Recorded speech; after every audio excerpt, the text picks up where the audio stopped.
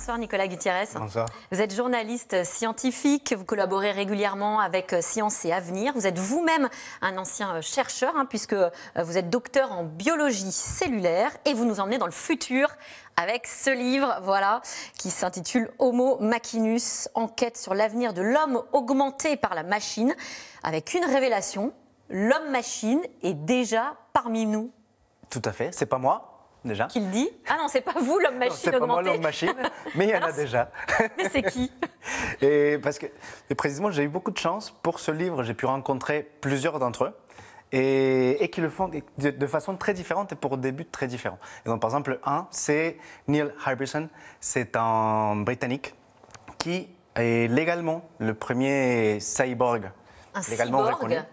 Et lui, donc un homme, je vous coupe juste pour préciser, un homme mi-robot, mi-homme, un cyborg, mi-robot, mi-homme, et légalement il est reconnu comme tel. Peut-être pas mi-mi, mais en effet, il a des objets cybernétiques dans lui. On le voit à l'écran. Lui, il le fait dans un but artistique, c'est un artiste, et ce qu'il s'est implanté, c'est un instrument qui lui permet d'entendre les couleurs. Il ne les voit pas, il les entend. Alors on voit sur l'écran, il a une antenne qui est implanté sur son crâne et qu'il ne peut jamais retirer, c'est ça? Non, tout à fait. C'est complètement implanté à l'arrière de son crâne. Et ce que ça fait, c'est que ça capte les couleurs, c'est-à-dire les ondes. Parce que lui, il ne pouvait pas repérer les couleurs, c'est ça? Oui, mais ce n'est pas pour ça qu'il l'a fait. C'est-à-dire, précisément, il expliquait, il ne l'a jamais considéré. Il a une maladie, en effet, une maladie. Il est né avec une condition où il ne peut pas voir les couleurs.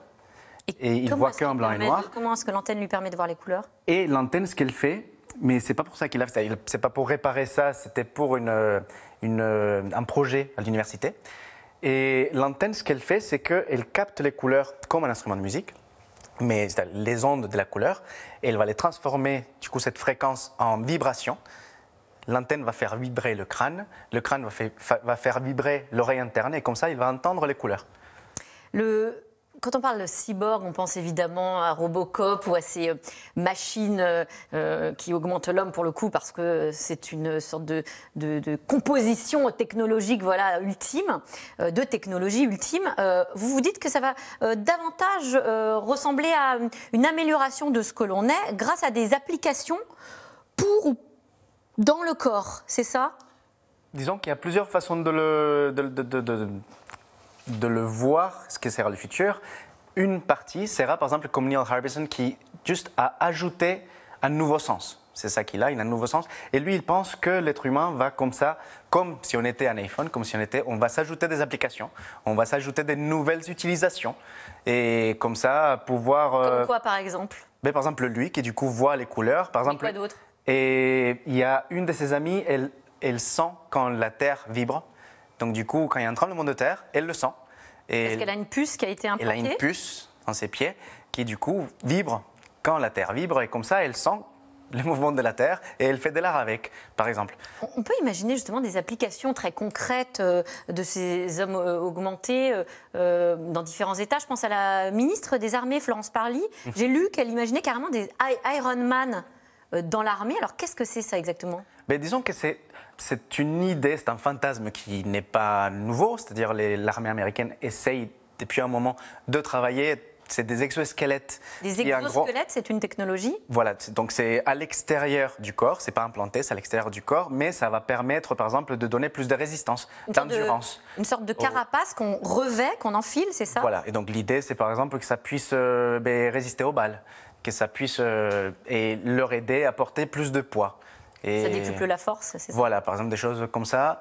Et c'est ce que, disons, c'est ce que l'on prévoit, c'est ce qu'ils veulent essayer de faire. Ce n'est pas encore là, mais c'est un projet. C'est un projet qui vous semble de l'ordre du fantasme quand même, parce qu'on aime bien tous imaginer, c'est quasiment extraordinaire, ou est-ce que c'est quelque chose qui est très réaliste? Probablement, ça ne sera pas comme Iron Man, c'est-à-dire, mais oui, ça va probablement arriver dans un futur proche où des soldats auront un exosquelette en quelque sorte qui leur aidera dans leur métier, pour se fatiguer moins, pour pouvoir courir plus, pour des choses comme ça. Ou travailler plus. Vous avez passé au crible des centaines d'articles de scientifiques. Vous avez fait 6 mois d'enquête. Il y a plein évidemment, de secteurs de recherche et d'inventions qui sont en train d'être développés. Qu'est-ce qui vous a, vous, le plus frappé? Mais le plus impressionnant que je trouvais, c'était une enquête que j'avais commencée pour un article à Sciences et Avenir. C'est sur un chercheur qui est tétraplégique, qui adorait le vélo, qui allait tous les jours à vélo au travail, jusqu'au jour où une voiture le renverse et il s'est brisé la nuque. Ah, et on le voit ici à l'écran, c'est Vance Bergeron. Voilà, et donc il est devenu tétraplégique, il ne peut pas bouger ses jambes et les bras, il peut les bouger, mais il n'a pas d'appréhension avec les mains. Donc il ne peut plus faire de vélo. Sauf que il travaille maintenant sur une technologie qui s'appelle stimulation électrique fonctionnelle, où en gros, il contourne. Il pense avec son cerveau, ce qui va permettre d'agir avec son corps. Ce qui arrive avec son corps, c'est que la colonne vertébrale est cassée, c'est-à-dire le message ne va plus du cerveau vers les muscles. Ce qu'il a trouvé comme façon de faire, c'est un ordinateur qui est connecté à ses muscles par des électrodes de surface, c'est juste collé, et qui dit aux muscles à quel moment ils doivent s'activer. Et comme ça, du coup, il peut refaire du vélo. Et donc, du coup, il fait des courses de vélo où il est couché, mais c'est ses jambes et rien d'autre qui pédalent grâce à cette technologie. On voit des technologies absolument incroyables. Alors, les avancées sur le cerveau sont stupéfiantes. On découvre en vous lisant qu'on cultive des mini-cerveaux dans des laboratoires pour pouvoir justement faire des expériences et faire avancer la recherche. Le milliardaire américain Elon Musk qui se lance dans la recherche sur la communication entre cerveau, ce qu'on pourrait quasiment appeler la transmission de pensée. Évidemment, on ne peut pas s'empêcher de réfléchir aussi à la question éthique. Quelle est la limite finalement morale de la science? Il y en a plusieurs parce que ces technologies-là risquent de transformer l'humanité et notre société d'une façon inouïe et donc du coup avec des conséquences sociétales qui peuvent être très importantes et donc en effet il faut qu'on parle maintenant parce que par exemple éthiquement, imaginons qu'on puisse connecter un cerveau avec un autre, qui me dit pas qu'on va m'implanter des idées? J'ai imaginé que c'est les miennes, mais ce n'est pas les miennes, c'est quelqu'un d'autre qui est en train de me donner des ordres sans que je le sache. Ça, dans un État totalitaire, c'est problématique. Ou très utile. Et donc, du coup, c'est en effet des questions qui posent énormément. Et il y a des instances aujourd'hui de régulation qui sont mises en place? Oui, en effet.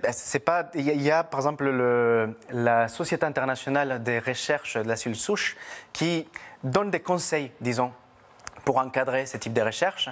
Mais ce que les bioéthiciens que j'ai contactés pour le livre disent tous, c'est qu'il faut absolument, maintenant qu'on sait que disons, tout ça pourrait arriver dans un futur, il faut en tant que société en discuter aujourd'hui pour savoir quelle société on veut et si on veut ça dans cette société ou pas. Le fantasme ultime, quand on se projette dans le futur, c'est l'immortalité.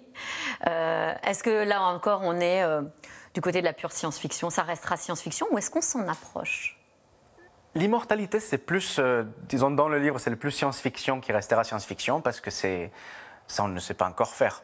Et on est loin de savoir le faire, c'est beaucoup trop compliqué. Mais il y a des recherches qui cherchent déjà à nous faire vieillir plus de temps. Ce n'est pas l'immortalité, mais disons que dans la pratique, oui, vous parlez d'organes, on pourrait maintenant bientôt imprimer des organes, donc créer des organes à la chaîne, des cœurs, des foies à la chaîne. En effet, il y a des labos qui sont en train de travailler sur ça. Donc imprimer, en effet, créer des organes comme ça dans un laboratoire qu'on puisse après greffer chez quelqu'un. Donc imaginons qu'à cause du vieillissement, j'ai un problème au rein, et on peut m'implanter un rein fait ainsi.